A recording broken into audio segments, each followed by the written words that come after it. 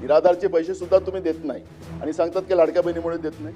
त्यामुळे तसं खापर फोडू नका लाडक्या बहिणीवर, हे एवढंच आमचा आक्षेप आहे त्याच्यामध्ये. नाना भाऊंनी पहिले जे सिलेबसच्या बाहेर बोललेलं आहे त्याचे उत्तर देऊन देतो, कारण रेकॉर्डवर चुकीचं जाऊ नये. निराधारचे कोणतेही पैसे रोखलेले नाही. की तुम्ही लाडक्या बहिणीचा कोणालाच विरोध नाही आहे, तुम्ही योजना चालवता त्याचाही काही विरोध नाही. फक्त लाडक्या बहिणीचं खापर तुम्ही या योजनेला आम्ही देऊ शकत नाही, कारण की लाडक्या बहिणीला आम्ही पैसे दिलेले आहेत. तुमचे मंत्रीच सांगतात, काय आम्ही नाही म्हणत. त्यामुळे तसं फोडू नका त्यांच्यावर. अध्यक्ष महाराज, माननीय मुख्यमंत्री महोदय म्हणाले की याच्यावर सगळं राजकारण होतं आहे आणि राजकारण लोक करतात. कोणालाही या प्रश्नावर राजकारण करायचं कारण नाही.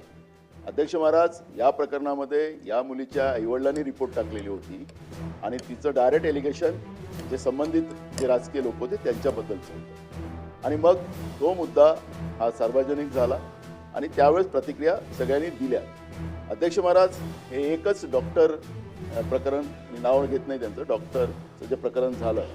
अध्यक्ष महाराज, स्वारगेटचं प्रकरण असेल, महाराष्ट्रामध्ये मोठ्या प्रमाणात होतात आहे की तुम्ही लाडक्या बहिणीचं कोणालाच विरोध नाही आहे, तुम्ही योजना चालवता त्याचाही काही विरोध नाही. फक्त लाडक्या बहिणीचं खापर तुम्ही या योजनेला आम्ही देऊ शकत नाही, कारण की लाडक्या बहिणीला आम्ही पैसे दिलेले आहेत. तुमचे मंत्रीच सांगतात, काय आम्ही नाही म्हणत. त्यामुळे तसं फोडू नका त्यांच्यावर.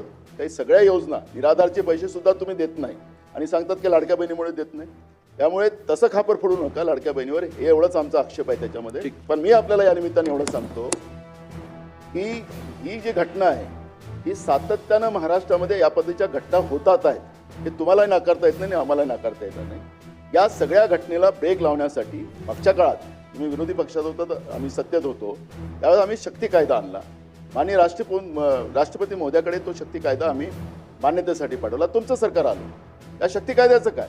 या अशा गुन्हेगाराला आळा घालण्यासाठी सरकारची कडक भूमिका काय राहणार आहे? कारण की हे चाललेलं सिरियल आहे, हे थांबेल केव्हा हा प्रश्न आमचा. नाना भाऊंनी पहिले जे सिलेबसच्या बाहेर बोलण्यासाठी सरकारची कडक भूमिका काय राहणार आहे? कारण की हे चाललेलं सिरियल आहे, हे थांबेल केव्हा हा प्रश्न आमचा. नाना भाऊंनी पहिले जे सिलेबसच्या बाहेर बोललेलं आहे त्याचे उत्तर देऊन देतो, कारण रेकॉर्डवर चुकीचं जाऊ नये.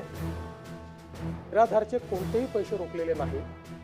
उलट आता व्यवस्था अशी केली आहे, पूर्वी निराधारचे पैसे कलेक्टरकडे, तिथनं खाली, आता थेट खात्यात देतो. आता फक्त ज्या लोकांचे KYC होऊ शकले नाहीत, प्रत्येक जिल्ह्याला सांगितलेलं आहे 10% लोक आहेत की ज्यांचे KYC अद्यापही झालेले नाहीत. जिल्हाधिकाऱ्यांना त्याचे टार्गेट दिलेले आहेत. ते KYC झाल्यानंतर अशी व्यवस्था केली आहे की निराधारचे पैसे हे 1 तारखेला त्यांच्या खात्यामध्ये जातील. आणि म्हणून हा सिलेबसच्या बाहेरचा प्रश्न असला तरी उगीच लोकांना वाटेल की आम्ही कुठले तरी हे पैसे थांबवलेले आहेत. दुसरं, आपण शक्ती कायद्याच्या संदर्भात सांगितलं. शक्ती कायद्याच्या संदर्भात तो कायदा आपल्याकडे परत आलेला आहे. शक्ती कायद्याच्या संदर्भात आपण कुठलाही कायदा करत असताना संविधानाने राज्याला आणि केंद्राला काही अधिकार दिलेले आहेत आणि राज्याचे अधिकार हे केंद्रीय कायद्यांवर अधिक्षेप करू शकत नाहीत. काही प्रमाणात जिथे कॉन्करंट लिस्ट आहे तिथे ते अधिक्षेप झाले तर त्याला राष्ट्रपती मान्यता देऊ शकतात. त्या पद्धतीनं आपला जो कायदा आहे, हा कायदा हा संविधानाने आपल्याला दिलेल्या अधिकारांचा अधिक्षेप करणारा आहे. आणि म्हणून त्यांनी आपल्याला परत केला. आणि आपलाच नाही तर ज्या कायद्याकडे बघून आपण हा कायदा तयार केला तोही कायदा मंजूर होऊ शकला नाही. आणि म्हणून आता त्याच्यावर आम्ही वर्किंग करतोय. विशेषतः आता आपण जे शक्ती कायद्यामध्ये काही गोष्टी केल्या होत्या त्यातल्या काही गोष्टी या ऑलरेडी नवीन 3 कायदे आहेत त्या कायद्यांमध्ये आलेल्या आहेत. काही गोष्टी अशा आहेत की ज्या सुप्रीम कोर्टाने दिलेल्या रुलिंगमध्ये बसत नाही, तर त्या गोष्टी वगळून ज्या गोष्टी राहिलेल्या आहेत त्या गोष्टी आपल्याला कायद्यात कशा आणता येतील याच्यावर आम्ही आता प्रयत्न करतो. प्रश्न